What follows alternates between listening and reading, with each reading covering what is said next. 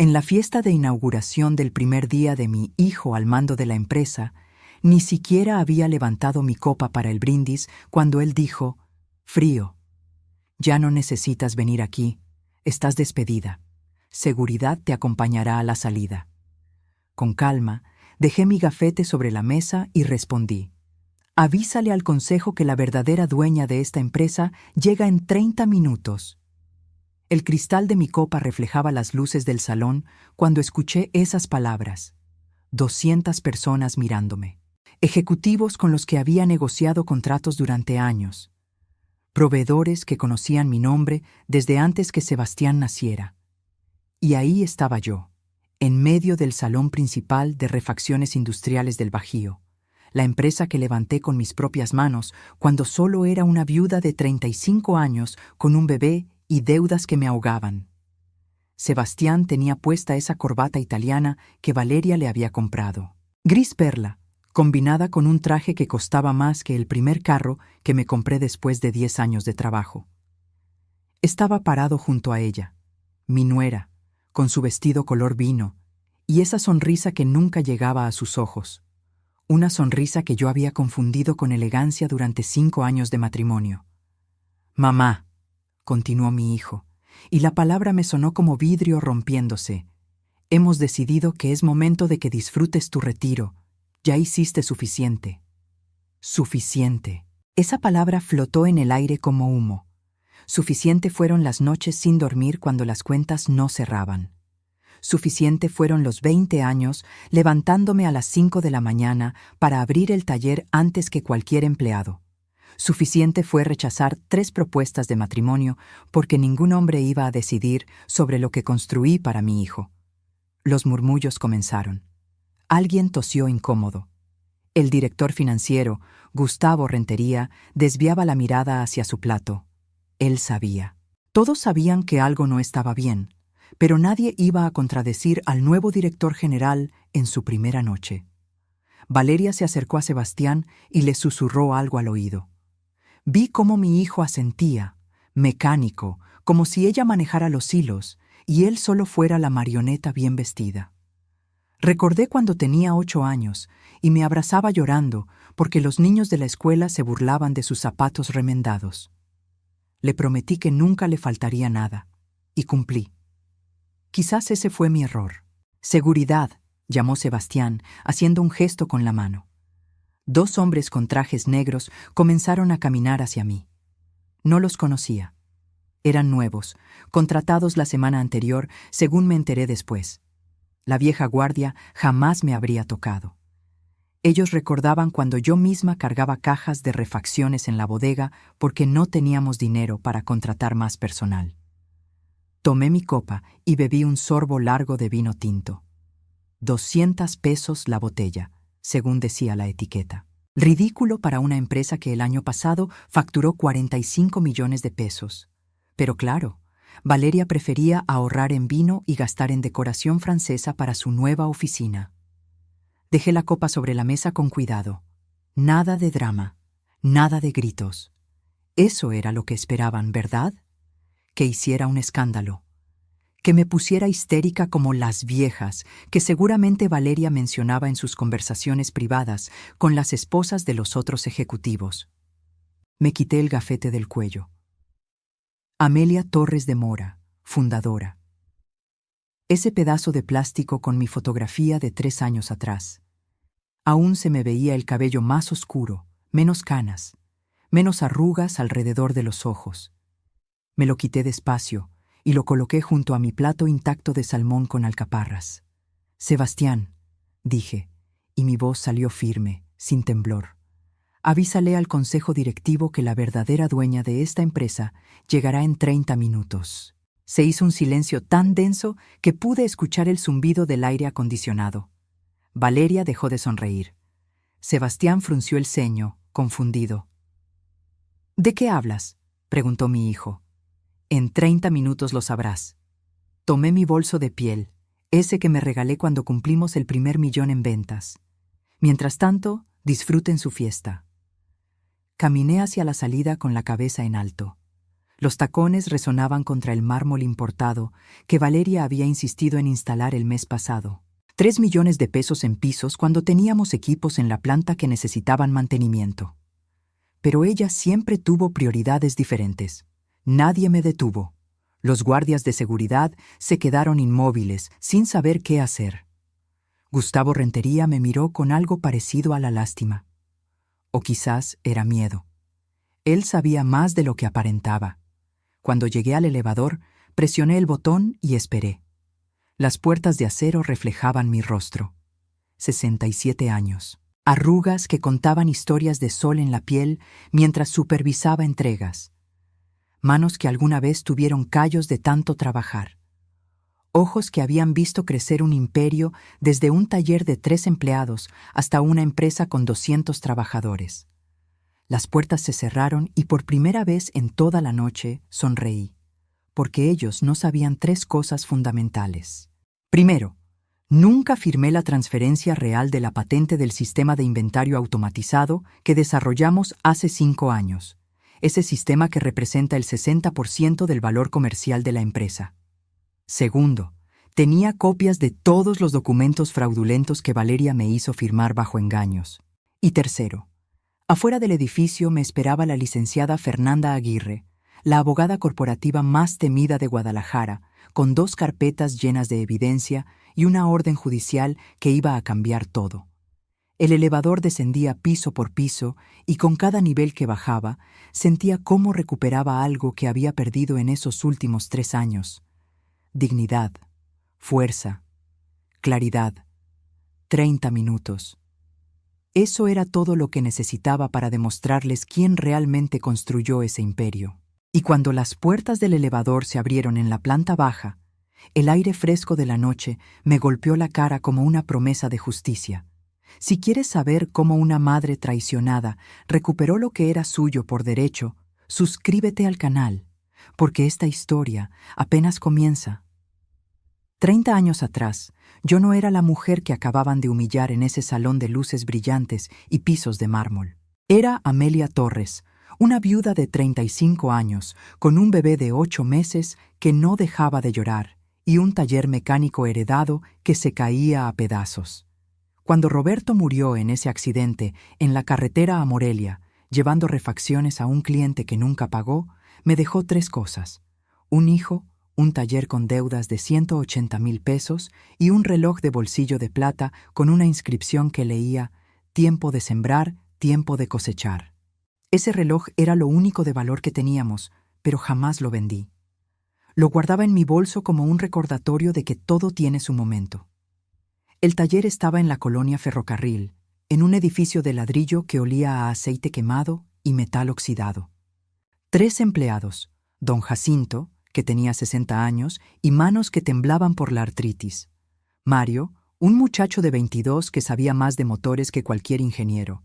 Y Refugio, que llevaba las cuentas en un cuaderno de pasta dura porque no teníamos dinero para una computadora. Los acreedores llamaban cada 2 días. El banco amenazaba con quedarse con el terreno. Los proveedores ya no nos fiaban ni un tornillo. Y yo tenía un bebé que alimentar con leche de fórmula que costaba 200 pesos la lata. Las madrugadas empezaban a las 4. Preparaba tamales de rajas con queso en la cocina de la casa que rentaba, una vivienda de 2 cuartos en la misma colonia. Para las 5:30 ya estaba en la esquina de la avenida Lázaro Cárdenas vendiendo a los trabajadores que iban a la fábrica textil. 150 pesos diarios, a veces 200, si tenía suerte. A las 8 dejaba a Sebastián con mi vecina, la señora Pacheco, que me cobraba 300 pesos a la semana. Dinero que salía directamente de los tamales, porque el taller apenas generaba para pagar los sueldos. Llegaba al negocio con olor a masa en las manos y grasa en el delantal. Don Jacinto nunca me miraba con lástima. Solo me preguntaba: ¿qué hacemos hoy, patrona? Y yo revisaba las pocas órdenes de trabajo que teníamos, intentando estirar cada peso como si fuera chicle. Los primeros 6 meses fueron pura supervivencia. Aprendí a negociar con los acreedores. Denme 3 meses más y les pago con intereses. La mayoría aceptaba porque sabían que si nos cerraban, no recuperarían nada. Aprendí a buscar refacciones usadas en los deshuesaderos de la ciudad. Aprendí a sonreír aunque tuviera ganas de llorar. El punto de quiebre llegó una tarde de julio. Un hombre llegó en una camioneta Ford, con el motor haciendo un ruido que sonaba a muerte inminente. Era dueño de una flotilla de transporte de carga.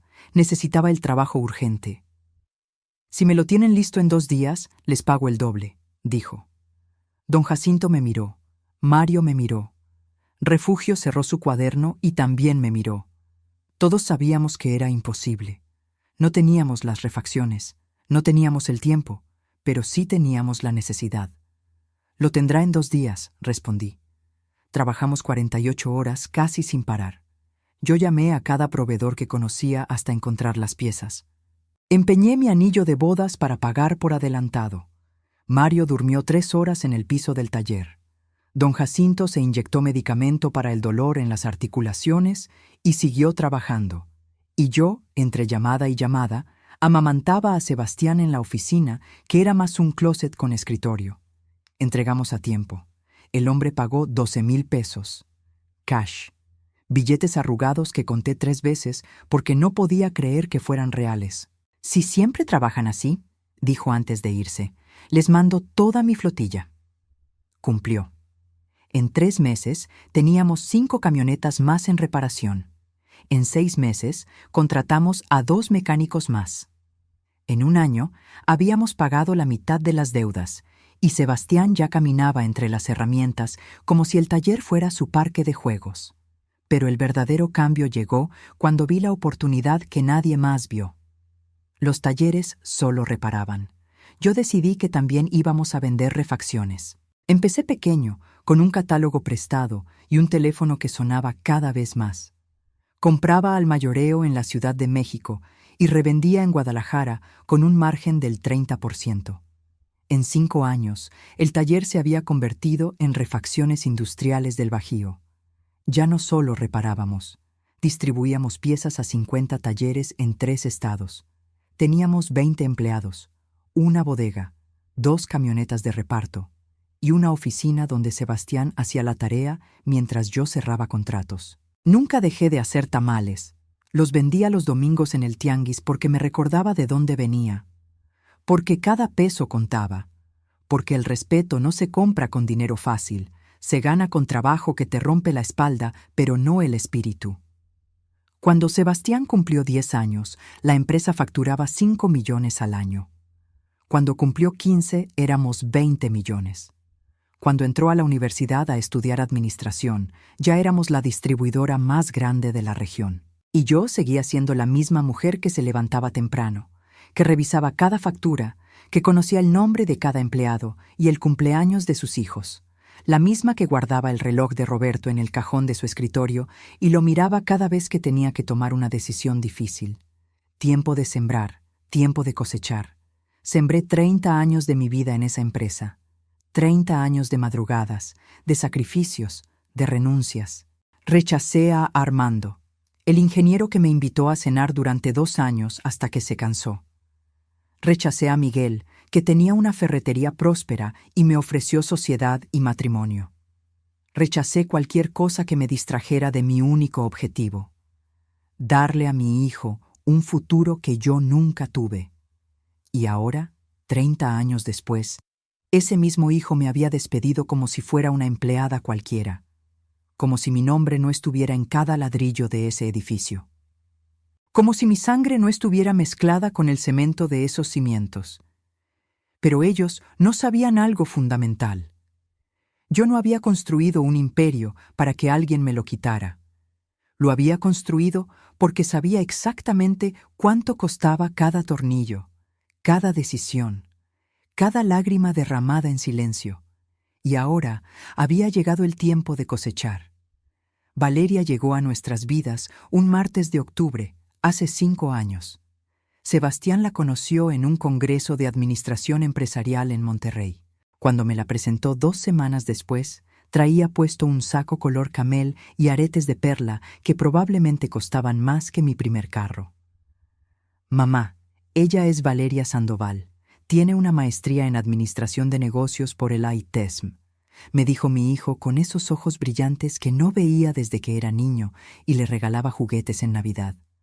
Valeria extendió su mano, fría, suave, sin callos, manos que nunca habían cargado una caja ni limpiado grasa de un motor. Sonrió mostrando dientes perfectamente alineados, blancos como porcelana.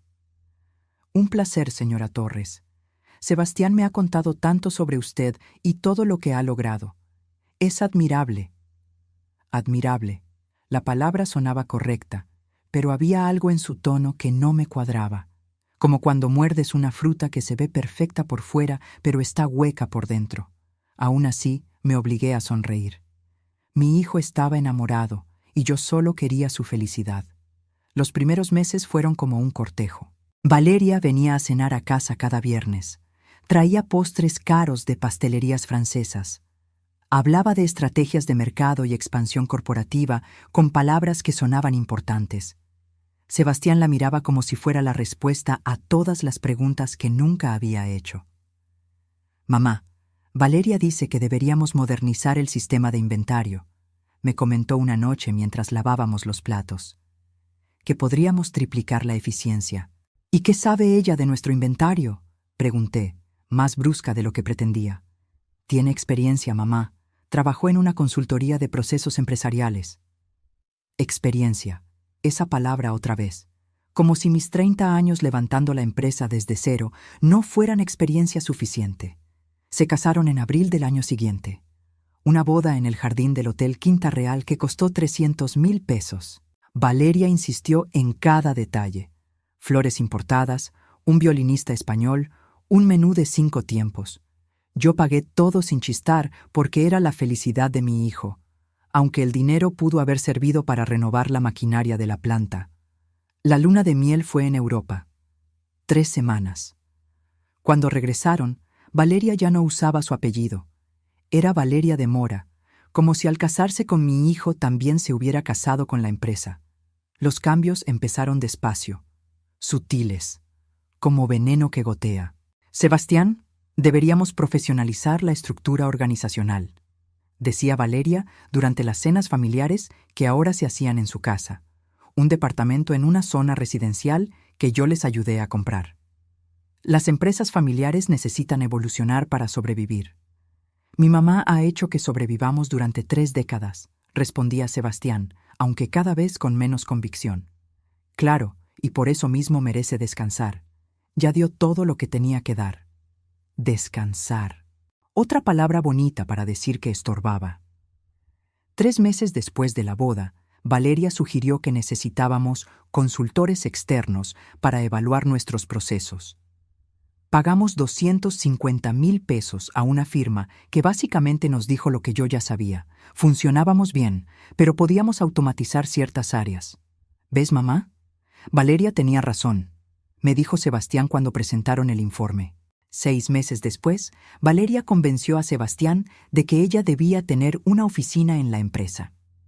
«Para apoyarte, amor, yo puedo encargarse de la parte administrativa mientras tú te enfocas en las ventas». Le di mi visto bueno, porque pensé que entre más ayuda tuviera mi hijo, mejor. No vi la trampa. No vi que estaba dejando entrar al caballo de Troya. Valeria rediseñó todo.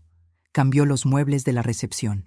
Contrató una nueva asistente, una muchacha de 25 años llamada Denise, que solo respondía órdenes de ella. Implementó reuniones semanales de estrategia corporativa, donde yo empecé a sentirme como una reliquia del pasado. «Señora Torres, entiendo su punto, pero los modelos modernos de gestión sugieren…», comenzaba Valeria cada vez que yo opinaba algo. Y Sebastián asentía. Siempre asentía. El golpe real llegó cuando me pidieron que firmara unos documentos. Valeria los trajo una tarde con su sonrisa perfecta y una explicación que sonaba razonable. «Son solo ajustes para la estructura fiscal, suegra. El contador dice que así pagaremos menos impuestos. Es rutinario». Rutinario. Firmé 10 páginas sin leer la letra pequeña porque confiaba en mi hijo. Porque jamás imaginé que la mujer que dormía junto a él estaba tejiendo una red para atraparme.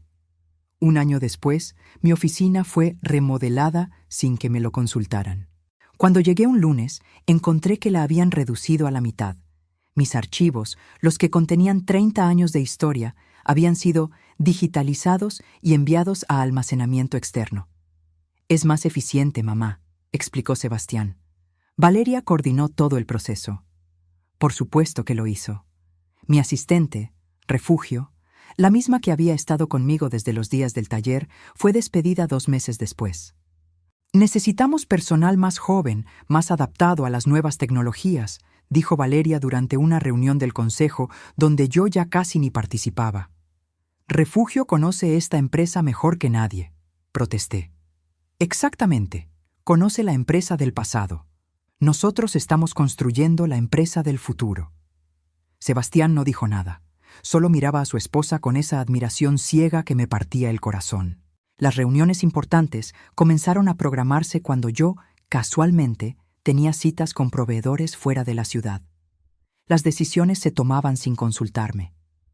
Los reportes financieros llegaban a mi escritorio 3 días después de que ya se habían discutido con el consejo. Me estaban borrando.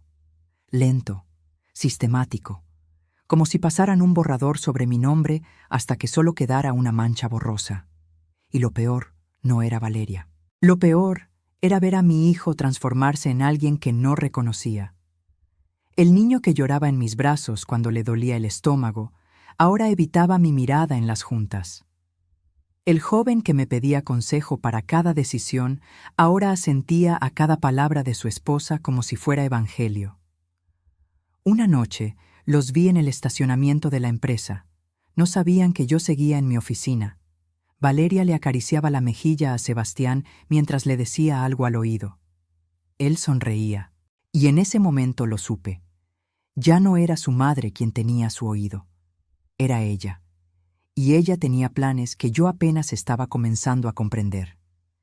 El día que caí en la trampa estaba lloviendo. Recuerdo el sonido del agua golpeando contra las ventanas de la sala de juntas mientras Valeria desplegaba los documentos sobre la mesa de caoba como si fueran cartas de póker. «Suegra, necesitamos hablar de algo importante», comenzó, acomodándose un mechón de cabello detrás de la oreja. Sebastián estaba a su lado, serio, con esa corbata azul marino que le regalé en su último cumpleaños. «¿Qué pasa?», pregunté, dejando mi taza de café sobre el posavasos. «Hemos estado consultando con asesores fiscales», intervino mi hijo. «Mamá, estamos pagando impuestos innecesarios, miles de pesos que podríamos ahorrar si reestructuramos la empresa». Valeria asintió, empujando una carpeta hacia mí. «Es un proceso estándar en empresas de nuestro tamaño. Básicamente, creamos un fideicomiso que protege el patrimonio y optimiza la carga tributaria». Abrí la carpeta. Páginas y páginas llenas de términos legales que sonaban como trabalenguas.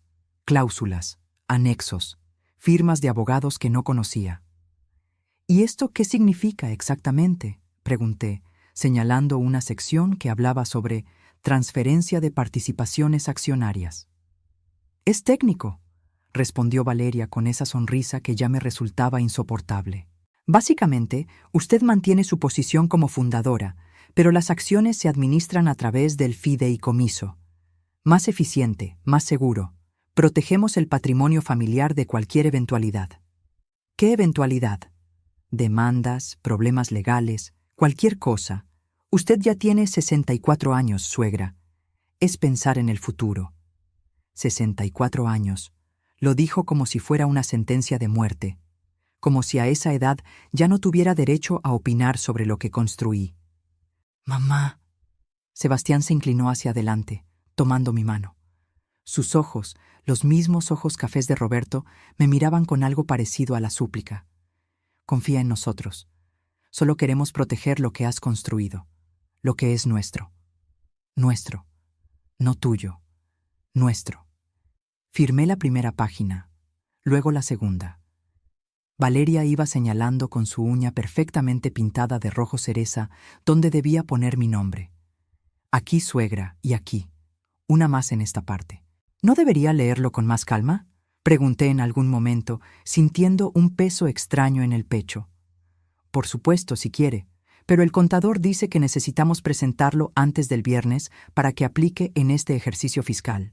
Si no, perdemos el ahorro de este año. Sebastián apretó mi mano. Mamá, te prometo que todo está bien. Valeria revisó todo con 3 abogados diferentes. 3 abogados que yo nunca había visto. 3 abogados que probablemente cobraron una fortuna por diseñar esta jaula perfecta. Firmé todo. 23 páginas. Cada firma era como entregar un pedazo de mí misma sin darme cuenta. 2 semanas después, llegó otro paquete de documentos. Poderes especiales para agilizar la toma de decisiones, explicó Valeria durante un desayuno en la oficina. Usted viaja mucho visitando proveedores. Necesitamos que Sebastián pueda firmar contratos sin esperar a que regrese. Tenía sentido, o al menos así me lo pareció. En los últimos meses había estado viajando más a León, a Querétaro, a la Ciudad de México, cerrando acuerdos con nuevos distribuidores. Cada vez que volvía, había alguna decisión que se había retrasado esperando mi firma. ¿Qué tipo de contratos?, pregunté. Operativos, compras, ventas, nada mayor. Las decisiones estratégicas siguen requiriendo su aprobación. Firmé los poderes, amplios, generosos, letales. El tercer golpe fue el más sutil. Llegó envuelto en preocupación y cariño falso. Suegra, hemos notado que últimamente está más cansada, dijo Valeria una tarde, sentadas en su oficina que ahora era 3 veces más grande que la mía. Es normal a su edad, por eso pensamos que sería bueno que tuviéramos acceso a sus cuentas bancarias. No para usarlas, solo para ayudarla a administrarlas. Yo administro perfectamente mis cuentas. Lo sabemos, pero imagine que le pasa algo, un accidente, una enfermedad. Sebastián es su único hijo. Debería tener acceso para poder ayudarla si lo necesita. La palabra clave era sí, pero Valeria la usaba como si fuera cuando. No es necesario. Mamá, intervino Sebastián, que había aparecido en la puerta como por arte de magia. Solo queremos cuidarte. Eres lo más importante que tengo. Me negué. Esa vez me negué. Fue la única línea que no crucé, y probablemente fue lo que me salvó después. Pero el daño ya estaba hecho. 3 años de firmas. 3 años de confía en nosotros. 3 años de veneno gota a gota. No fue hasta mucho después que entendí lo que había pasado.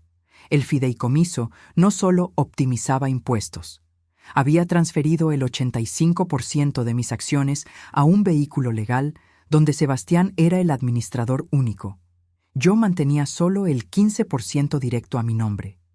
Los poderes especiales no eran solo para contratos operativos. Le daban a mi hijo autoridad para tomar cualquier decisión corporativa sin mi consentimiento. Y la reestructura administrativa había colocado a Valeria como directora de finanzas, con control total sobre los presupuestos, las inversiones y los gastos.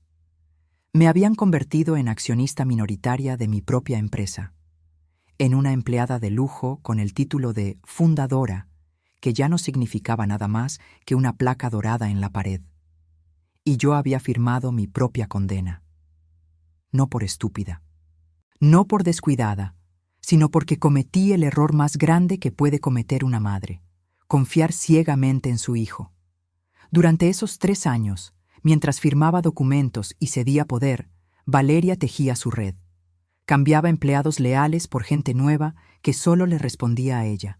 Modificaba políticas, creaba estructuras donde yo ya no era necesaria. Y Sebastián, mi hijo, el bebé que amamanté en el piso del taller mientras revisaba facturas, se había convertido en el instrumento perfecto de mi propia destrucción. Porque Valeria sabía algo que yo tardé años en entender. No necesitas destruir a alguien con violencia. Solo necesitas hacer que firme su propia rendición con una pluma y una sonrisa. La primera señal real de que ya no era bienvenida en mi propia empresa llegó un lunes de marzo. Entré a mi oficina y encontré a 2 trabajadores moviendo mis archiveros.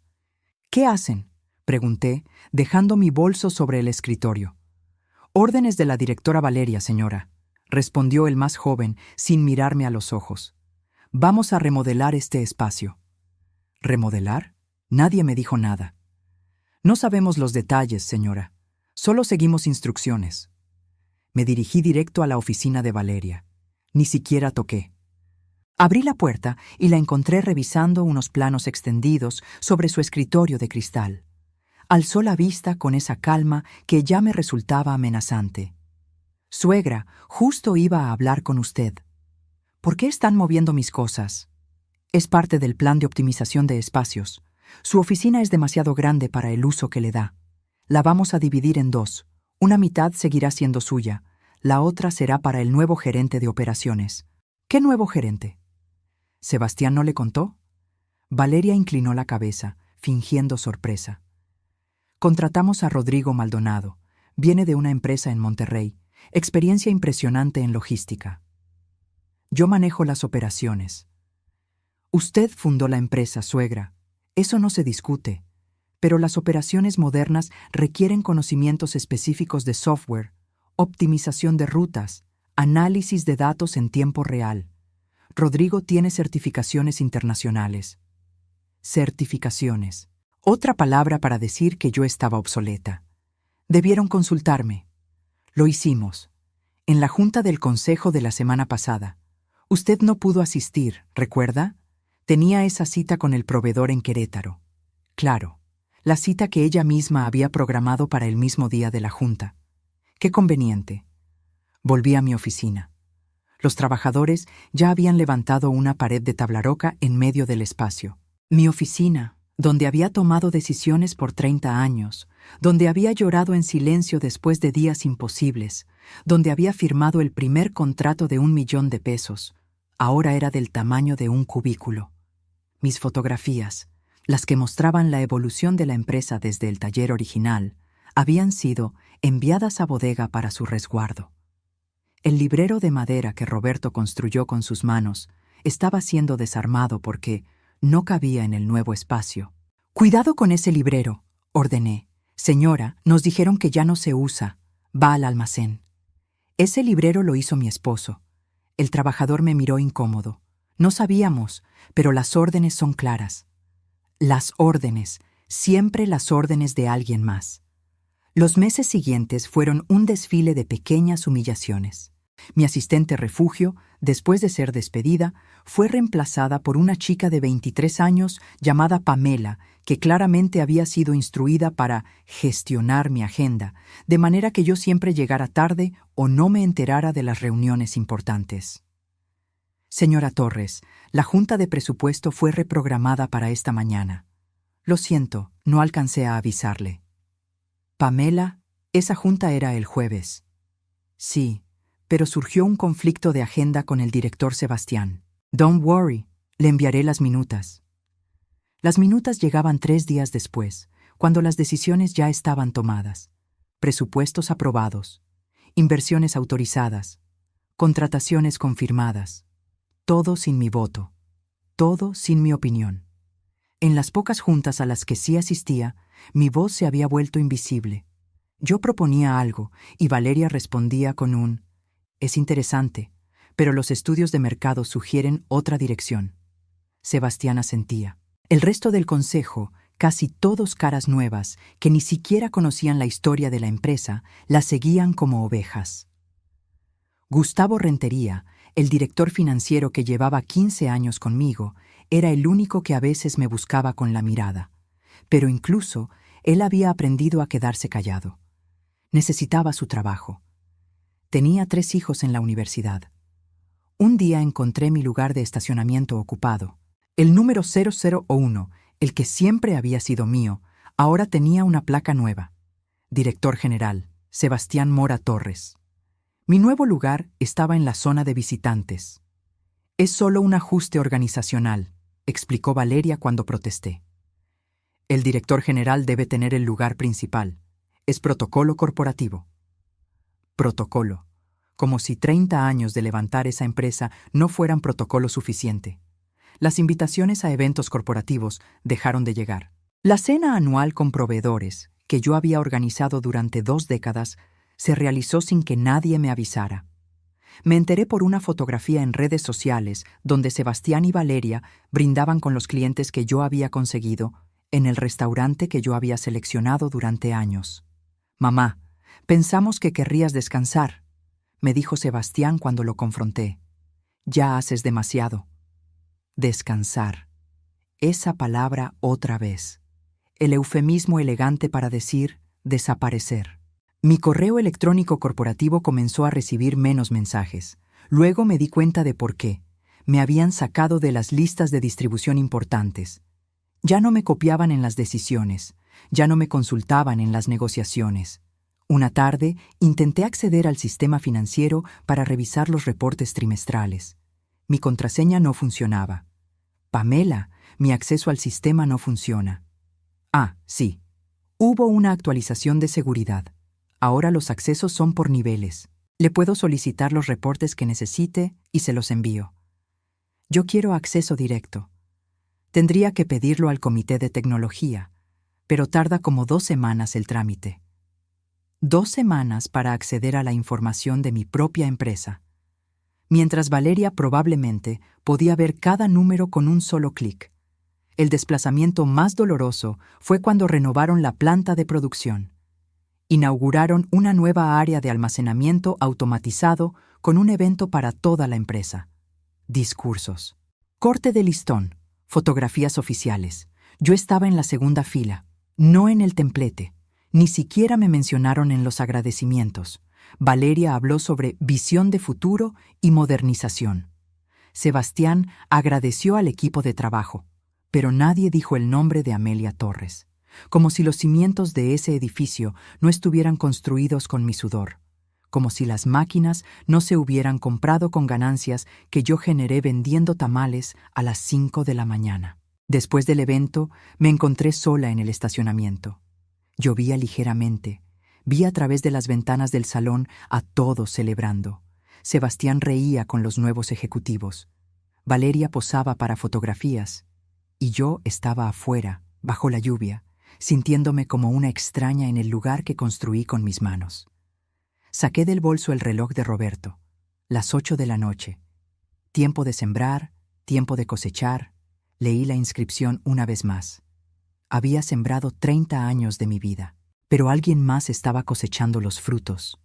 Y en ese momento, bajo la lluvia, tomé una decisión. No iba a llorar más. No iba a aceptar más humillaciones. Si me querían fuera, iban a tener que sacarme con la verdad por delante, porque yo no era una empleada que se podía despedir con una carta. Yo era la dueña, y era hora de recordarles quién construyó ese imperio que ahora querían robarme. El descubrimiento llegó por accidente. Como todas las verdades que cambian una vida, no la estaba buscando. Simplemente apareció frente a mí como una bofetada. Era un jueves por la tarde, 2 meses antes de aquella fiesta de inauguración que lo cambiaría todo. Pamela había salido temprano, algo sobre una cita médica que yo no tenía por qué cuestionar.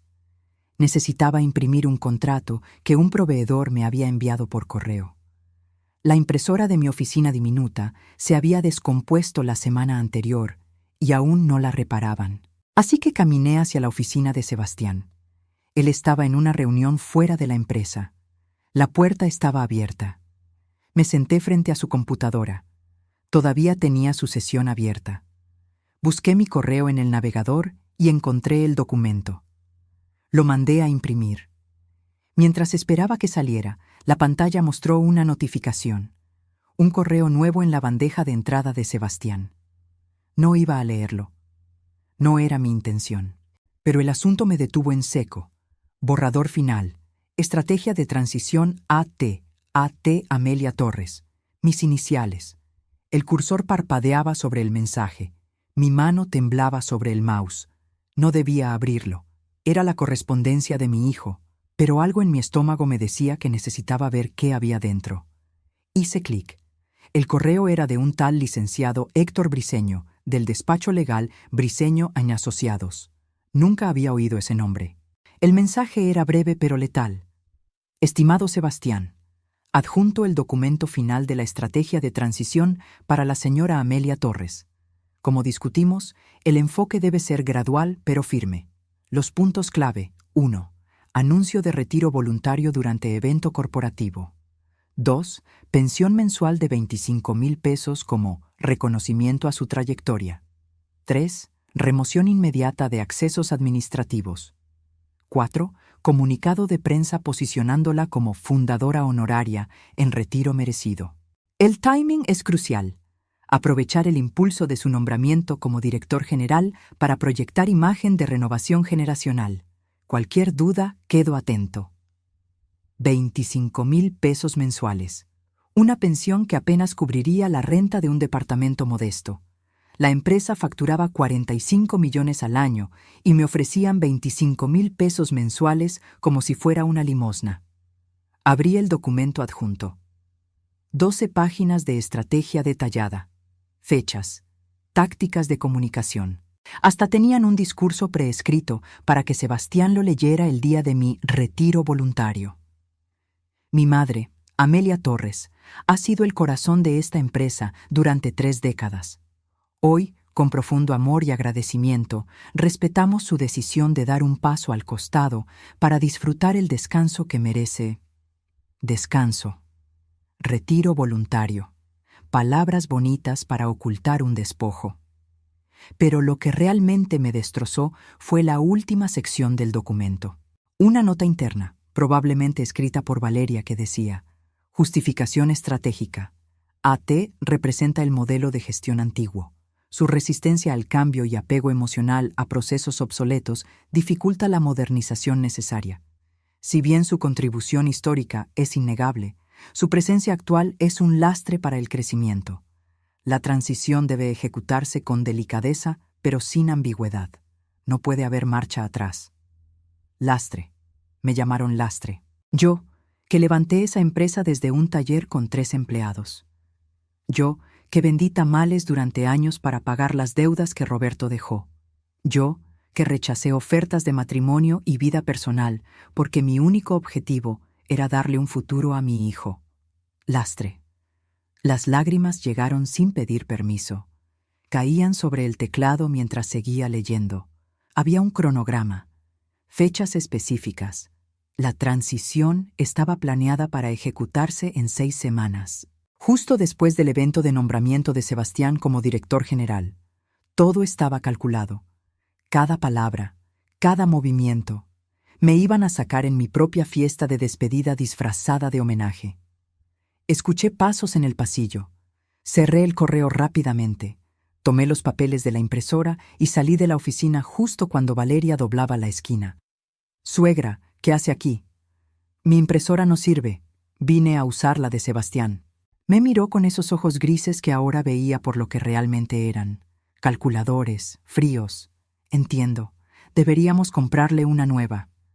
No es necesario, respondí, sosteniendo los papeles contra mi pecho. Ya tengo lo que necesitaba. Caminé de regreso a mi oficina. Cerré la puerta. Me senté en mi silla y miré alrededor. Las paredes desnudas, el espacio reducido, los archivos que ya no estaban. Todo había sido parte del plan. Cada humillación, cada desplazamiento, cada puerta que se cerraba en mi cara. No fue negligencia, fue estrategia. Saqué el reloj de Roberto del cajón, las 5 de la tarde. En la oficina de al lado escuchaba las risas del nuevo gerente de operaciones hablando por teléfono. En el pasillo, empleados que ya ni me saludaban caminaban apurados a reuniones de las que yo estaba excluida. Pensé en mi hijo, en el bebé que cargué mientras mezclaba cemento para reparar las paredes del taller. En el niño que me abrazaba y me decía: cuando sea grande, voy a cuidarte como tú me cuidas a mí. ¿En qué momento se rompió esa promesa? ¿Fue gradual o hubo un día específico donde Sebastián dejó de ser mi hijo y se convirtió en el instrumento de Valeria? No lo sabía. Y en ese momento dolía más no saberlo que la traición misma. Tomé mi celular y marqué un número que no había usado en años. Lorena Campos, mi asistente durante 20 años, la que Valeria despidió con la excusa de reestructuración. ¿Señora Torres? Lorena, necesito verte. Esta noche, fuera de la oficina. Hubo un silencio. Luego, ¿pasó algo? Sí, y necesito tu ayuda. Nos encontramos en un café cerca de la Minerva. Lorena llegó con una caja de cartón. Cuando me despidieron, dijo poniendo la caja sobre la mesa. Sabía que algo no estaba bien. Así que antes de irme, hice copias. ¿Copias de qué? De todo. Documentos, correos, contratos. Durante meses vi cómo la señora Valeria movía papeles, cambiaba cifras, firmaba cosas a su nombre. Me dio mala espina, y cuando intenté decírselo, me corrieron. Abrió la caja. Adentro había carpetas organizadas por fecha, documentos legales, estados financieros, correos impresos. Esto, señaló una carpeta roja, son los documentos que usted firmó hace 3 años, los originales. Y estos, señaló otra carpeta azul, son las versiones que realmente se presentaron ante notario. Abrí ambas carpetas, las puse lado a lado. Las diferencias eran sutiles pero devastadoras. Cláusulas agregadas, porcentajes modificados. Mi firma estaba en ambas versiones, pero el contenido era diferente. Me engañaron, susurré. La estafaron, corrigió Lorena. Y tengo más. Transferencias a cuentas offshore. Facturas infladas a proveedores fantasma. La señora Valeria no solo la está sacando de la empresa, la está vaciando. Sentí como algo dentro de mí se quebraba. Pero no era mi espíritu. Era el último vestigio de la mujer ingenua que había confiado en su familia. Necesito un abogado, dije. Conozco a alguien, el licenciado Ernesto Salazar. Trabajó con su esposo hace años. Se jubiló, pero creo que para usted haría una excepción. Esa noche no dormí. Leí cada documento que Lorena me había dado, cada correo, cada contrato. La evidencia era aplastante. No solo me habían mentido, me habían robado sistemáticamente durante 3 años, y yo había firmado sin cuestionar, porque confiaba, porque era mi hijo, pero ya no más. A las 6 de la mañana, marqué el número que Lorena me había dado. Licenciado Salazar, soy Amelia Torres, viuda de Roberto Mora. Necesito recuperar mi empresa. El licenciado Ernesto Salazar vivía en una casa modesta en la colonia Chapalita. Cuando abrió la puerta, reconocí inmediatamente esos ojos penetrantes que recordaba de las pocas veces que visitó el taller cuando Roberto estaba vivo. Ahora tenía el cabello completamente blanco y usaba bastón, pero su mirada seguía siendo la de un hombre que no se dejaba engañar fácilmente. Amelia, dijo, y había afecto genuino en su voz. Pasa, te estaba esperando. Su estudio olía a libros viejos y café recién hecho. Las paredes estaban cubiertas de títulos de derecho corporativo y fotografías de casos ganados. Me señaló un sillón de piel gastada frente a su escritorio. Lorena me contó un poco por teléfono. Comenzó, sirviéndome café en una taza de cerámica. Pero quiero escucharlo de ti. Todo, le conté. Desde la llegada de Valeria hasta el correo que descubrí. No omití nada. Ni siquiera las partes donde yo había sido ingenua, donde había firmado sin leer, donde había confiado cuando debí cuestionar. Ernesto escuchaba en silencio, tomando notas en una libreta amarilla. Cuando terminé, se recostó en su silla y suspiró profundo. Roberto estaría furioso, dijo finalmente. No contigo, con ellos. Fui una tonta. Fuiste una madre. Eso no es lo mismo. Se inclinó hacia adelante. Amelia, lo que te hicieron tiene nombre. Fraude por engaño. Las firmas obtenidas mediante información falsa son nulas. Y si Lorena tiene los documentos originales y las versiones alteradas, tenemos caso. ¿Puedo recuperar el control? Podemos intentarlo. Pero necesito que entiendas algo. Esto no será rápido ni limpio. Es tu hijo, tu familia. Una vez que abramos este frente, no hay marcha atrás. Ya no hay marcha atrás, respondí, sosteniendo mi taza con manos que ya no temblaban. Ellos decidieron eso cuando me llamaron lastre. Ernesto asintió. Entonces empecemos. Primero necesito ver todos los documentos, cada papel que firmaste en los últimos 5 años. Pasamos las siguientes 2 semanas reconstruyendo el caso. Lorena trajo sus copias. Yo solicité duplicados a través de canales que Valeria no controlaba. Ernesto contactó a peritos especializados en documentos legales. Los resultados fueron devastadores. No solo habían alterado los contratos del fideicomiso, también habían falsificado minutas de juntas donde supuestamente yo había votado a favor de decisiones que nunca vi. Habían creado una telaraña de mentiras documentadas. Pero hay un problema, dijo Ernesto una tarde, señalando un documento específico. Aunque las firmas fueron obtenidas con engaño, técnicamente tú las hiciste. Un juez podría argumentar negligencia de tu parte por no leer antes de firmar. Entonces perdí. No dije eso. Dije que necesitamos algo más, algo que no puedan refutar, algo que demuestre que sin ti, esa empresa no vale nada. Esa noche, en mi casa, busqué entre las cajas viejas que guardaba en el cuarto de servicio, papeles antiguos del taller original, contratos de los primeros años, y ahí, en una carpeta manila desteñida, encontré lo que necesitaba. La patente. Hace 5 años, cuando automatizamos el sistema de inventario, yo había trabajado con un ingeniero en sistemas para desarrollar un software propietario. Un programa que integraba compras, ventas, logística y proyecciones en tiempo real. Era la columna vertebral de toda la operación de la empresa. Recordé el día que fuimos a registrar la patente ante el Instituto Mexicano de la Propiedad Industrial. Valeria había sugerido que se pusiera a nombre de la empresa. Es más profesional, había dicho. Pero yo, por alguna razón que en ese momento no entendí del todo, había insistido en registrarla a mi nombre personal. Es mi última creación, le dije a Sebastián cuando él cuestionó mi decisión. Déjame tener esto. Él había cedido. Valeria había fruncido el ceño, pero no insistió. Probablemente porque pensaban que era un capricho de vieja que no importaba. Pero importaba. Importaba más de lo que ellos imaginaban. A la mañana siguiente, llegué al despacho de Ernesto con la carpeta manila. «Mira esto», dije, extendiendo los documentos sobre su escritorio. Ernesto leyó en silencio. Sus ojos se abrieron cada vez más. Luego sonrió. Era una sonrisa de tiburón que huele sangre en el agua.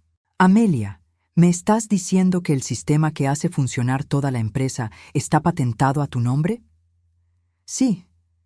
¿Y ellos no tienen acceso legal a usarlo sin tu autorización? Técnicamente, podrían seguir usándolo, pero yo puedo revocar la licencia en cualquier momento, o cobrar regalías retroactivas por uso no autorizado. Ernesto se recostó en su silla y soltó una carcajada. «Amelia Torres, acabas de darme el as de espadas. Sin ese sistema, la empresa tendría que volver a métodos manuales. Les tomaría meses reconstruir la operación. Perderían millones. ¿Entonces tengo poder de negociación? Tienes más que eso. Tienes una bomba nuclear. Pero Ernesto no era el único que necesitaba convencer. Necesitaba al consejo directivo de mi lado. Y para eso, necesitaba a alguien que aún tuviera credibilidad ahí dentro.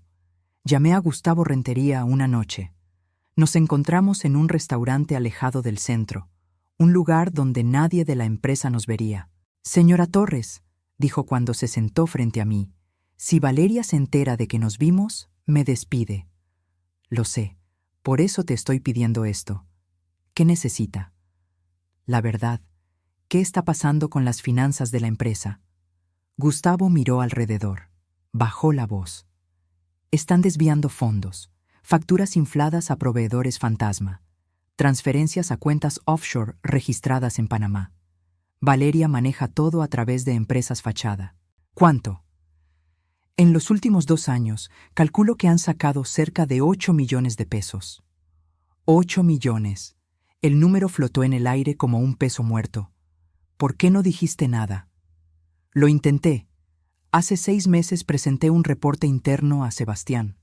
Me dijo que eran estrategias fiscales legales que yo no entendía. 3 días después, Valeria me citó a su oficina y me dejó claro que si volvía a cuestionar las finanzas, me iba a la calle. Tengo 3 hijos en la universidad, señora Torres. Necesito este trabajo. Lo entiendo, pero necesito que testifiques. Necesito esos reportes». Gustavo cerró los ojos. «Si hago eso, pierdo todo. Si no lo haces, la empresa que ayudaste a construir se la van a robar. Y cuando la vacíen completamente, Te despedirán de todas formas, sin liquidación, sin nada. Se quedó en silencio largo rato. Finalmente asintió. Haré copias, pero necesito garantías legales. ¿Las tendrás? La tercera pieza del plan requería algo que nunca pensé que tendría que hacer: contratar a alguien que pudiera enfrentar a Valeria en su propio juego. Ernesto me recomendó a la licenciada Fernanda Aguirre. La conocí en su oficina del piso 22 de una torre corporativa. Tenía 40 años, vestía traje sastre negro y tenía una reputación de acero. Se especializaba en derecho corporativo y tenía un historial impresionante de casos ganados contra empresas que intentaban despojar a fundadores. «Señora Torres», dijo después de revisar todos los documentos durante 2 horas, «esto es un caso de libro. Fraude documentado, desvío de recursos, contratos viciados y una patente que les da jaque mate. Pero necesito que entienda algo. Ganar esto va a costar. No solo dinero, va a costar relaciones, va a costar familia. Mi familia me traicionó primero. ¿Está segura? Porque una vez que presentemos esto ante el Consejo, no hay vuelta atrás. Su hijo enfrentará consecuencias legales. Su nuera podría terminar en prisión si probamos malversación». Pensé en Sebastián, en el niño que fue, en el hombre en que se convirtió, y en la decisión que él ya había tomado cuando firmó ese plan para sacarme de mi propia empresa. Estoy segura. Entonces necesito 2 semanas para preparar todo. Documentación legal, orden judicial, citatorio al consejo directivo. Vamos a necesitar actuar rápido y con sorpresa. ¿Cuándo es el evento de nombramiento de su hijo? En 15 días. Fernanda sonrió. Perfecto. Que tengan su fiesta, que crean que ganaron, y entonces les mostramos que la verdadera dueña nunca se fue. Durante esas 2 semanas viví una doble vida. En la oficina seguía siendo la fundadora desplazada que nadie tomaba en cuenta. En las noches revisaba documentos legales, preparaba testimonios y planeaba cada movimiento con precisión quirúrgica. Valeria y Sebastián no sospechaban nada. Los veía en las reuniones, sonrientes, seguros de su victoria. Planeaban esa fiesta como si fuera una coronación. No sabían que yo también estaba planeando. No una fiesta, una resurrección. Y cuando el reloj de Roberto marcara la hora correcta, iba a recordarles que el tiempo de cosechar había llegado. Pero esta vez yo iba a cosechar justicia. El elevador bajaba lentamente mientras yo contaba los segundos. Planta baja. Las puertas se abrieron y ahí estaba Fernanda Aguirre, con su maletín de piel y esa mirada que no dejaba espacio para dudas. «¿Lista?», preguntó. Más que nunca. Junto a ella estaba Ernesto Salazar, apoyado en su bastón, pero con una carpeta gruesa bajo el brazo, y detrás de ellos, Lorena y Gustavo Rentería, ambos con expresiones tensas pero decididas. 30 minutos, dije mirando el reloj de Roberto. Les prometí 30 minutos. Subimos en el elevador. Nadie habló.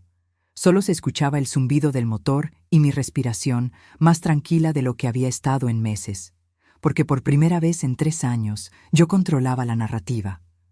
Las puertas se abrieron en el piso del salón de eventos. La música seguía sonando.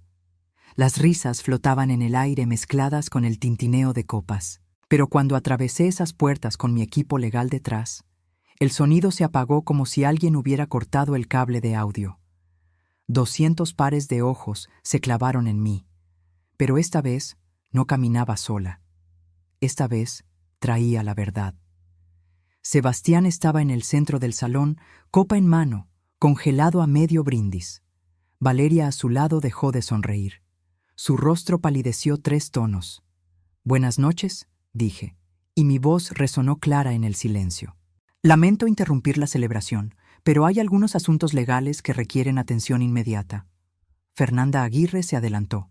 «Buenas noches. Soy la licenciada Fernanda Aguirre, representante legal de la señora Amelia Torres de Mora, fundadora y legítima propietaria mayoritaria de Refacciones Industriales del Bajío. Traigo un citatorio para el Consejo Directivo. Es obligatorio. Es ahora. El director de Recursos Humanos, Un hombre llamado Patricio Sánchez, que Valeria había contratado el año anterior, se acercó. ¿De qué se trata esto?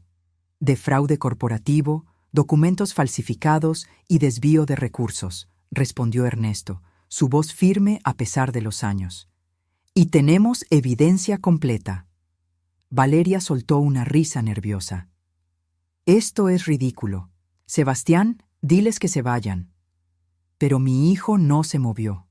Me miraba como si estuviera viendo un fantasma. O quizás, por primera vez en años, estaba viendo a su madre realmente. Consejo directivo, llamó Fernanda. Sala de juntas, 5 minutos. Esto no es opcional. La sala de juntas se llenó rápidamente.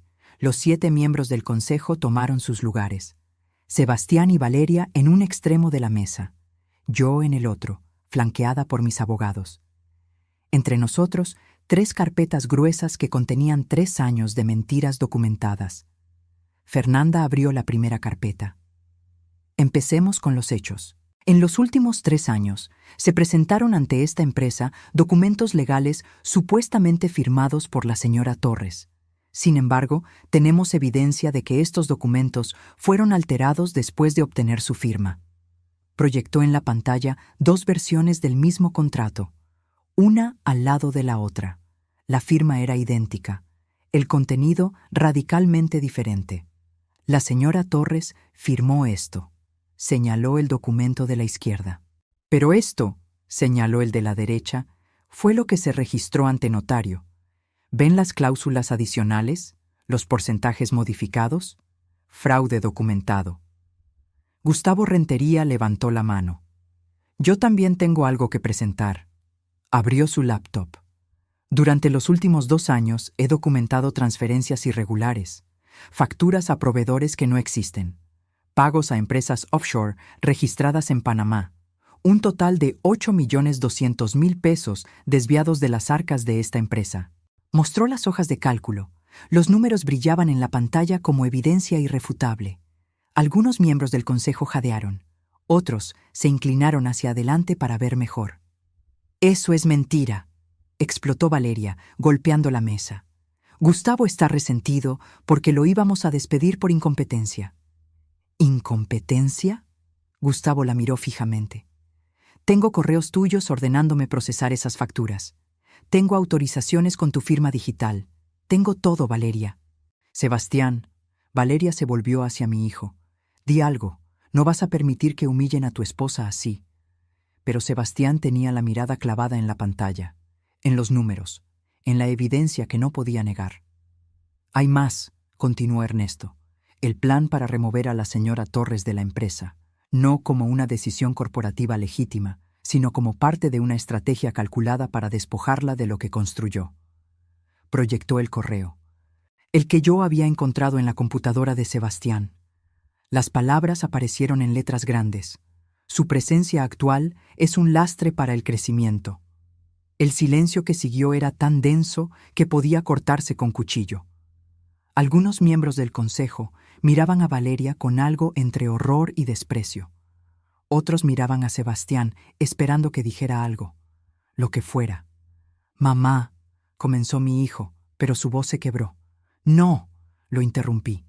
«No me llames así, no ahora, no después de planear sacarme de mi propia empresa con una pensión de 25,000 pesos mensuales». «Yo no...» Fue idea de Valeria. «Ah, entonces solo seguías órdenes». Mi voz salió más dura de lo que pretendía. ¿Sabes qué más seguía órdenes? El guardia de seguridad que me iba a sacar del edificio hace 30 minutos. Valeria se puso de pie. «Suficiente, esto es un circo. No tienen autoridad para acusarnos de nada». «¿No?», Fernanda sonrió. Era una sonrisa sin humor. «Entonces hablemos de autoridad. Señora Torres, muéstreles». Saqué de mi bolso una carpeta manila desteñida, la misma que había encontrado entre mis papeles viejos. La abrí y extendí los documentos sobre la mesa.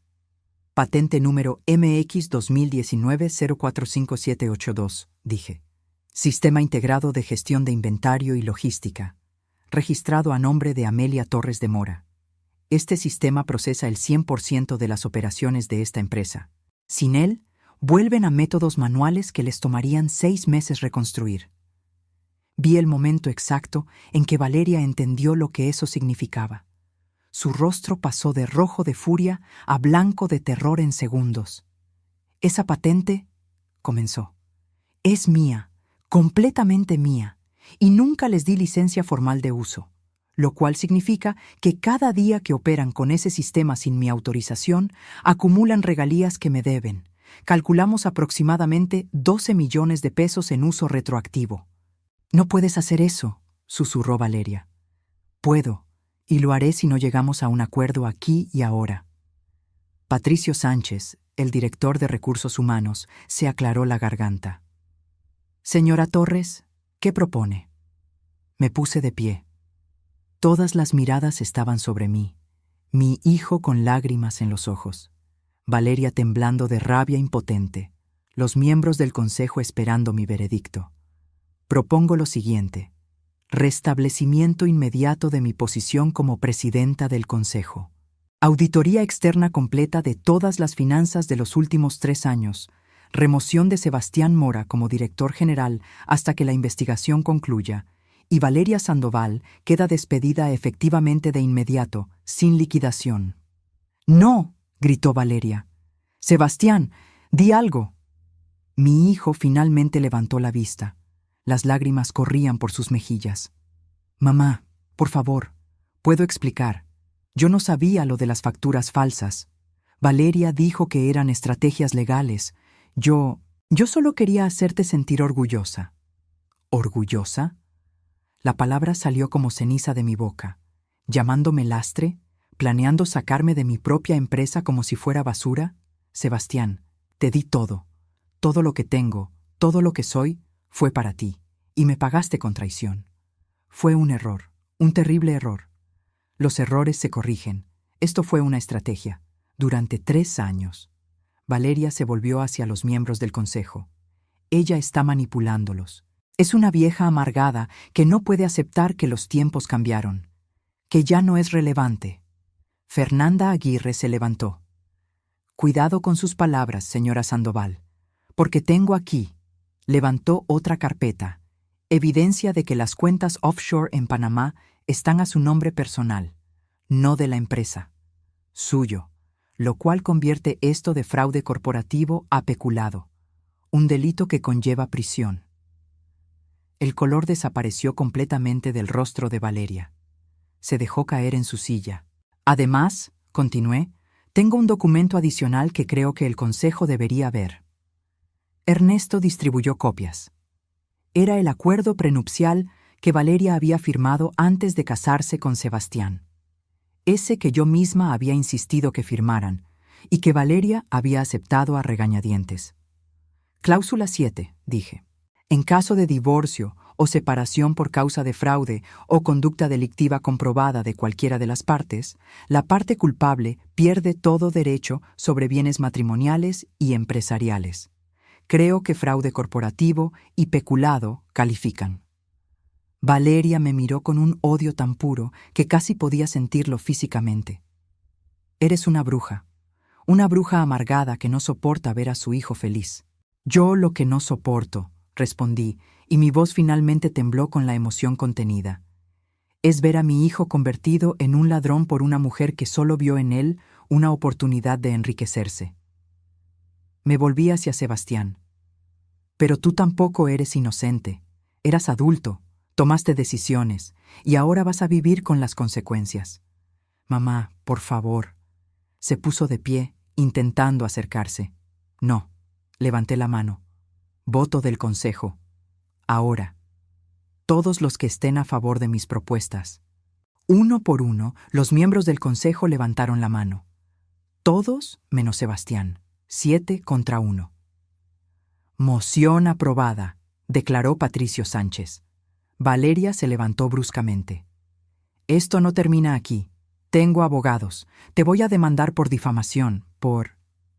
«Por favor, inténtelo». Fernanda sonrió. «Me encantaría discutir sus acusaciones frente a un juez, con evidencia completa de malversación y documentos falsificados. Adelante». Valeria tomó su bolso y salió de la sala dando un portazo. Sebastián se quedó inmóvil, mirándome con ojos suplicantes. «Tienes dos opciones», le dije. «Cooperar con la investigación, devolver lo que se pueda recuperar y quizás, solo quizás, algún día reconstruir algo de confianza. O seguir a tu esposa y enfrentar cargos criminales junto a ella». «Ella está embarazada», susurró. El mundo se detuvo. «¿Qué?» «Valeria está embarazada, de 3 meses». Y ahí estaba. El último as bajo la manga de Valeria, el arma final, un bebé inocente usado como escudo. «Entonces», dije, y mi voz salió más cansada de lo que había sonado en toda la noche, «tienes aún más razones para tomar la decisión correcta, porque ese niño va a necesitar un padre que no esté en prisión». Sebastián se derrumbó en su silla, con la cabeza entre las manos, llorando como no lo había visto llorar desde que era un niño. Y yo, viendo a mi hijo roto, sentí algo quebrarse también dentro de mí, porque había ganado la batalla. Pero el costo era más alto de lo que imaginé. La justicia tiene sabor amargo cuando viene servida en la mesa familiar. La sala de juntas se vació lentamente. Los miembros del consejo salían en silencio, sin saber qué decir, qué hacer con el peso de lo que acababan de presenciar.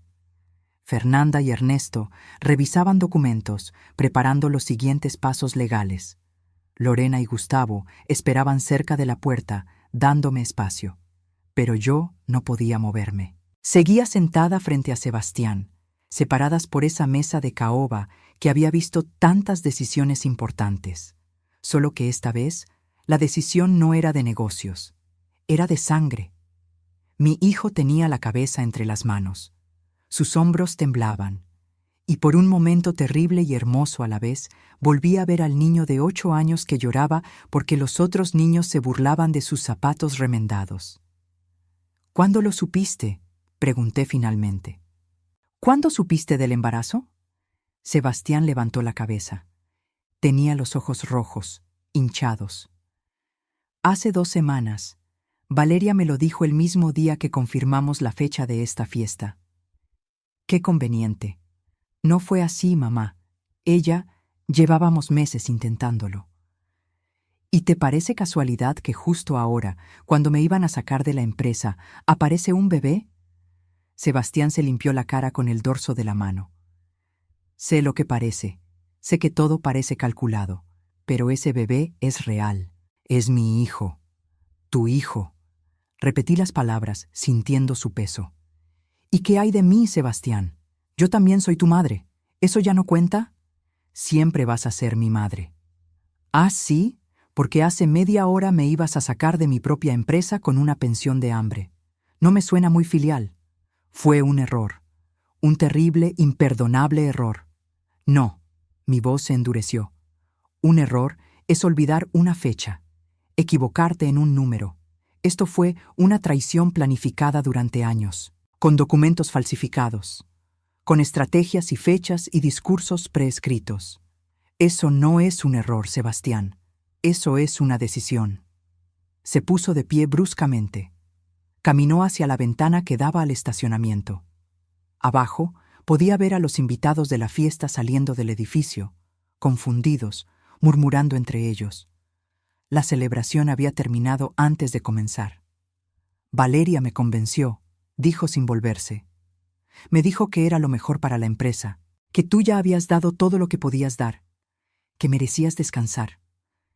«¿Y tú le creíste?». «Yo quería creerle, porque era más fácil que enfrentarte, que decirte que me sentía sofocado». Esa palabra me golpeó como un puñetazo. «¿Sofocado?». Finalmente se volvió. «Mamá, yo nunca elegí este negocio. Tú lo elegiste por mí. Desde que tengo memoria, todo fue algún día esto será tuyo. Como si no tuviera opción, como si mi vida ya estuviera escrita. Te di opciones, te mandé a la universidad. Estudiaste administración porque tú quisiste, porque era lo que esperabas, porque decepcionarte era imposible después de todo lo que sacrificaste por mí». Su voz subió de volumen. «¿Sabes cuánta presión es esa? ¿Saber que tu madre vendió tamales a las 5 de la mañana para que tú tuvieras zapatos nuevos? ¿Que rechazó el amor para que tú pudieras heredar un imperio? Yo nunca te pedí gratitud.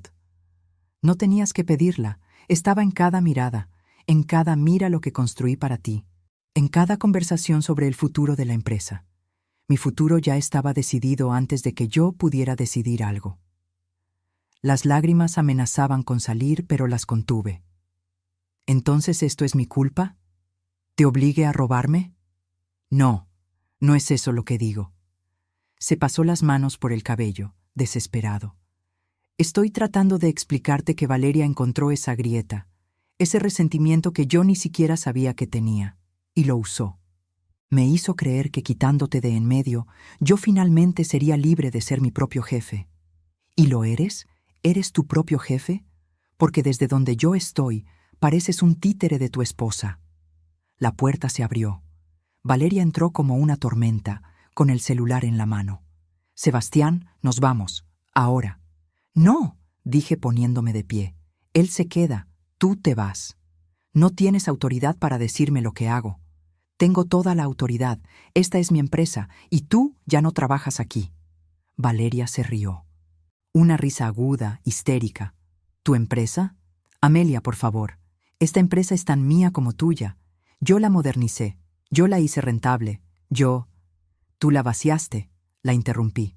8 millones de pesos en cuentas offshore. ¿Crees que un juez va a creer que eso fue modernización? Se acercó a mí, tanto que pude oler su perfume caro, ese que probablemente compraba con el dinero robado. Escúchame bien, suegrita. Puedes presentar todos los documentos que quieras. Puedes hacer tu show dramático. Pero yo tengo algo que tú nunca vas a tener. El hijo que va a perpetuar este apellido. Tu nieto. Y si me tocas, si intentas meterme en problemas, te prometo que nunca vas a conocerlo. El silencio que siguió era tan pesado que dolía respirar. ¿Estás usando a tu propio hijo como rehén? Pregunté, incrédula. Estoy protegiéndolo de una abuela tóxica que no sabe cuándo retirarse. Sebastián dio un paso hacia ella. Valeria, basta. No, Sebastián. Ella necesita entender cómo van a ser las cosas. O nos deja en paz, o ese bebé crece sin saber quién es su abuela. Algo dentro de mí se quebró. No era rabia. Era algo peor. Era la comprensión completa y devastadora de que había perdido a mi hijo mucho antes de esta noche. Lo había perdido en algún momento entre los tamales a las 5 de la mañana y las expectativas que puse sobre sus hombros sin darme cuenta. Vete, dije, y mi voz salió extrañamente tranquila. ¿Qué? Valeria parpadeó, confundida. Que te vayas, ahora, antes de que llame a seguridad y te saquen como ibas a sacarme a mí. Sebastián. Valeria lo miró, esperando que él dijera algo, que la defendiera. Pero mi hijo estaba inmóvil, mirándome con una expresión que no podía descifrar. ¿Era culpa? ¿Miedo? ¿O finalmente estaba viendo realmente lo que había hecho? Sebastián, repitió Valeria, su voz subiendo una octava. Nos vamos, ahora. Ve tú, dijo él finalmente. Yo necesito hablar con mi madre. ¿Qué? No, no voy a dejarte aquí para que ella te manipule. Valeria. Sebastián la miró fijamente por primera vez desde que entró. Vete, por favor. Vi el momento exacto en que ella entendió que estaba perdiendo control. Su rostro pasó por una docena de emociones en segundos. Sorpresa, furia, miedo, cálculo. Finalmente aterrizó en algo parecido al desprecio. Bien, quédense aquí llorando juntos, pero recuerden, ese bebé es mío, y yo decido quién lo conoce y quién no. Salió dando un portazo que resonó en toda la sala. Fernanda Aguirre, que había estado observando desde la puerta, entró. Señora Torres, esa amenaza sobre el bebé no tiene validez legal. Una vez que nazca, usted tiene derechos como abuela. Lo sé, respondí, aunque en ese momento no me importaba la legalidad. Solo podía pensar en un bebé inocente que iba a nacer en medio de este campo de batalla. Me senté de nuevo. Sebastián hizo lo mismo. Por un largo momento, ninguno de los dos habló. Dime la verdad, dije finalmente. Y no me mientas más. ¿Sabías sobre el dinero desviado? No, te lo juro por lo que más quiero. Yo pensaba que eran estrategias fiscales legales como Valeria decía. ¿Y el plan para sacarme de la empresa? Bajó la mirada. Ese sí lo sabía, pero mamá nos lo pintó diferente. Dijo que era darte un retiro digno, que habías trabajado suficiente, que merecías disfrutar tus últimos años sin la presión de la empresa. ¿Y la palabra lastre? ¿Esa también sonaba como retiro digno? Eso fue Valeria. Yo nunca usé esa palabra, pero tampoco la detuviste. Cerró los ojos. No, no la detuve, y voy a vivir con esa vergüenza el resto de mi vida. Fernanda carraspeó. Señora Torres, necesitamos su decisión. ¿Procedemos con cargos criminales contra ambos o solo contra Valeria?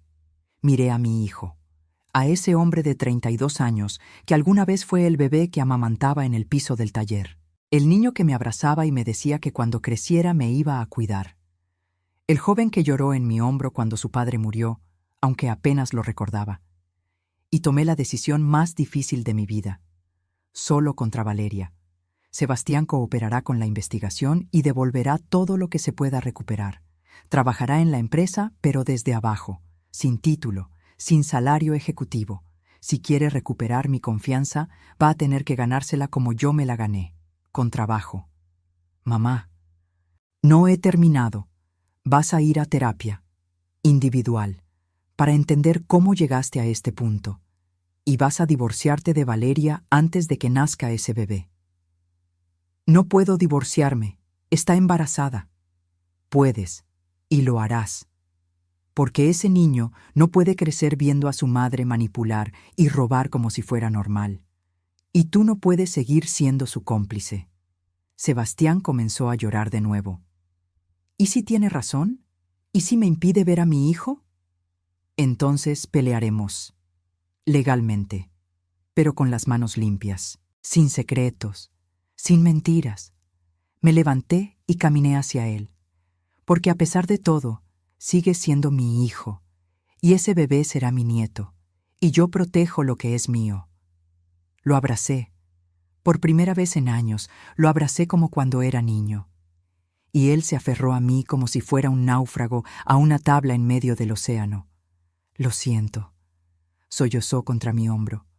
Lo siento tanto, mamá. Lo sé. Y vas a pasar mucho tiempo demostrándolo. Cuando finalmente nos separamos, ya había amanecido. La luz gris del alba entraba por las ventanas de la sala de juntas. Ve a casa, le dije. Descansa. Mañana empieza tu camino de regreso. Sebastián asintió y salió sin decir más. Fernanda y Ernesto se acercaron. Hizo lo correcto, dijo Ernesto. No lo sé, respondí honestamente. Pero era lo único que mi corazón me dejaba hacer. Porque al final, la justicia y el perdón no siempre van de la mano. A veces, tienes que elegir entre venganza y familia. Y yo elegí creer que mi hijo todavía podía ser salvado, aunque me costara todo. La luz del sol entraba por las ventanas de mi oficina. Mi oficina completa, restaurada, con el librero que Roberto construyó de vuelta en su lugar y las fotografías de 30 años colgadas en las paredes. Era un martes de marzo, exactamente 6 meses después de aquella noche que cambió todo. Sobre mi escritorio descansaba el reloj de bolsillo de plata. Lo tomé y leí la inscripción que conocía de memoria. Tiempo de sembrar, tiempo de cosechar. Había cosechado, pero no de la manera que imaginé. Afuera, en el piso de producción, Sebastián supervisaba un cargamento. Vestía el mismo overol azul que usaban los empleados de bodega, sin corbata italiana, sin traje de marca, solo el uniforme de trabajo que yo misma usé durante años. Cumplió su palabra. Empezó desde abajo. Llegaba a las 6 de la mañana, antes que cualquiera. Cargaba cajas. Verificaba inventarios. Aprendía cada proceso que había olvidado o nunca se molestó en conocer. Los primeros días, los empleados lo miraban con desconfianza. Don Jacinto, que seguía trabajando a sus 70 años porque se negaba a jubilarse, lo puso a prueba. Muchacho, le dijo la primera semana, esa caja va al anaquel 3, cárgala tú. Y Sebastián la cargó, sin protestar, sin recordarles que alguna vez fue director general. La auditoría externa había concluido hacía 3 meses. El daño era peor de lo que pensábamos. Valeria no solo había desviado 8 millones, eran 11.300.000 pesos distribuidos en cuentas offshore, facturas falsas y consultorias que nunca existieron. Fernanda Aguirre presentó cargos criminales. Valeria huyó a Monterrey con su familia. Intentó esconderse detrás del embarazo, jugando la carta de víctima en redes sociales. Empresaria perseguida por suegra envidiosa, tituló su post. Pero la evidencia no miente. 3 semanas después, la Fiscalía giró orden de aprehensión. La detuvieron en el aeropuerto intentando volar a Panamá. Ahora esperaba juicio bajo arresto domiciliario en casa de sus padres. El bebé nació en febrero. Un niño. Sebastián lo llamó Roberto, como su padre, como mi esposo. Cuando Sebastián me lo contó, con la voz quebrada y los ojos llenos de lágrimas, sentí algo romperse y reconstruirse al mismo tiempo dentro de mi pecho. ¿Puedo conocerlo?, pregunté. Valeria dice que no. ¿Y qué dices tú? Sebastián me miró fijamente. Digo que es tu nieto y tiene derecho a conocer a su abuela. 2 días después, Sebastián llegó a mi casa con un bulto envuelto en una cobija azul cielo. Era temprano, apenas las 8 de la mañana. Valeria no lo sabía. Él había esperado a que ella saliera a una cita con sus abogados. «Mamá», dijo cuando abrí la puerta, «te presento a Roberto Mora Sandoval». Tomé a ese bebé en mis brazos y algo que había estado roto durante meses finalmente sanó. Pesaba apenas 3 kilos. Tenía los ojos cerrados y un mechón de cabello oscuro. Se parecía tanto a Sebastián cuando nació que tuve que sentarme para no desmayarme. «Hola, pequeño Roberto», susurré. «Yo soy tu abuela y tengo tantas historias que contarte». El bebé bostezó. Sebastián se sentó a mi lado en el sofá. «Presenté los papeles de divorcio la semana pasada», dijo. «Valeria no los ha firmado. Dice que si me divorcio, nunca me dejará ver a Roberto». «¿Y tienes miedo?» «Estoy aterrado. Pero estoy más aterrado de que mi hijo crezca pensando que lo que hizo su madre está bien, o que lo que yo hice está bien. Entonces, estás aprendiendo». Durante esos 6 meses, habíamos reconstruido más que la empresa. Habíamos reconstruido puentes. Sebastián iba a terapia 2 veces por semana. Hablábamos, realmente hablábamos. No de números o estrategias, sino de cómo él se sintió sofocado por mis expectativas, de cómo yo nunca le pregunté qué quería realmente. «Si pudieras elegir», le pregunté una noche durante una cena en mi casa, «¿qué harías si la empresa no existiera?». Tardó en responder. «Creo que me gustaría enseñar. Administración, tal vez. O abrir una consultoría para empresas familiares. Ayudarlas a no cometer los errores que nosotros cometimos». «¿Y por qué no lo haces?». «Porque tengo que reparar lo que rompí primero». Puedes hacer ambas cosas. Trabajar aquí mientras construyes tu propio camino. Vio esperanza en sus ojos por primera vez en meses. El consejo directivo también cambió. Removí a 3 miembros que había puesto Valeria. En su lugar, incorporé a mujeres empresarias que conocía de asociaciones industriales. Mujeres que habían construido sus propios negocios desde cero y entendían lo que significaba pelear por cada peso. Lorena regresó, no como asistente, sino como directora de recursos humanos. Se lo merecía. Ella había guardado la evidencia que nos salvó. Gustavo Rentería fue ascendido a director de finanzas con autoridad completa. Ya no respondía a nadie más que al consejo y a mí. Y yo volví a caminar por los pasillos de mi empresa sintiendo que el aire era respirable de nuevo. Pero no todo fue reconstrucción, también hubo pérdidas. 3 clientes importantes se fueron cuando el escándalo se hizo público. Problemas internos familiares, dijeron. Lo que realmente significaba era que no querían estar asociados con una empresa en medio de un juicio por fraude. Tuvimos que despedir a 20 empleados que Valeria había contratado y que claramente estaban involucrados en el esquema de facturas falsas. Eso dolió. Cada despido me recordaba que el daño no solo fue hacia mí, sino hacia gente inocente que necesitaba esos trabajos. Recuperamos 4 millones de pesos de las cuentas offshore. El resto, probablemente, nunca lo veríamos de vuelta. Valeria había sido más inteligente de lo que creímos, moviendo dinero a través de empresas fantasma en 3 países. Pero la empresa sobrevivió. Más pequeña, más cautelosa, pero viva. Y yo inicié algo nuevo. Un programa de mentoría para mujeres emprendedoras. Especialmente para viudas jóvenes que, como yo hace 30 años, se encontraban solas con hijos que alimentar y negocios que salvar. Lo llamé Programa Roberto Mora, en honor a mi esposo, en honor a los inicios. Cada sábado, 5 mujeres llegaban a las oficinas de la empresa. Les enseñaba lo que aprendí en 3 décadas. Cómo negociar con acreedores, cómo leer un estado financiero, cómo pedir ayuda sin sentir vergüenza. No se trata de ser la más fuerte, les decía. Se trata de seguir levantándose cada vez que te tumban. Una de ellas, una mujer de 38 años llamada Sandra, que había heredado una tlapalería con deudas de 200,000 pesos, me abrazó llorando después de la tercera sesión. «Usted me está salvando la vida», me dijo. «No», respondí. «Tú te estás salvando sola. Yo solo te estoy enseñando las herramientas». El juicio de Valeria estaba programado para dentro de 2 meses. Fernanda me había advertido que sería mediático, que intentarían retratarme como la suegra cruel que persigue a una madre joven. «Que lo intenten», dije. «La verdad tiene documentos adjuntos». Una tarde, Sebastián llegó a mi oficina. Traía una carpeta en las manos y una expresión seria. «Mamá, necesito enseñarte algo». Abrió la carpeta. Eran los estatutos de una fundación. Fundación Roberto Mora para Empresas Familiares. «¿Qué es esto?» «Mi proyecto. Quiero crear una fundación que ayude a empresas familiares a profesionalizarse sin perder su esencia.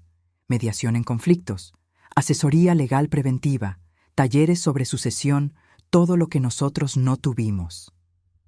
Leí los documentos. Estaban bien pensados, estructurados, honestos. «¿Y cómo lo vas a financiar?» «Con mi parte de la herencia, cuando llegue el momento. No quiero un salario ejecutivo de la empresa. Quiero construir algo propio, algo que ayude a otras familias a no destruirse como casi nos destruimos nosotros». Lo miré, realmente lo miré, y vi a un hombre diferente del que había estado parado en aquel salón de fiesta hace 6 meses, más delgado, con ojeras, pero con algo en los ojos que no había visto en años, propósito genuino. «Hazlo», dije, «y cuenta con mi apoyo». «¿En serio?» «En serio, pero bajo una condición». «¿Cuál?» «Que le enseñes a tu hijo lo que aprendiste, que cuando sea grande le cuentes esta historia completa, los errores, las consecuencias, todo». Sebastián asintió. «Te lo prometo». Esa noche, sola en mi casa, saqué una caja vieja del closet.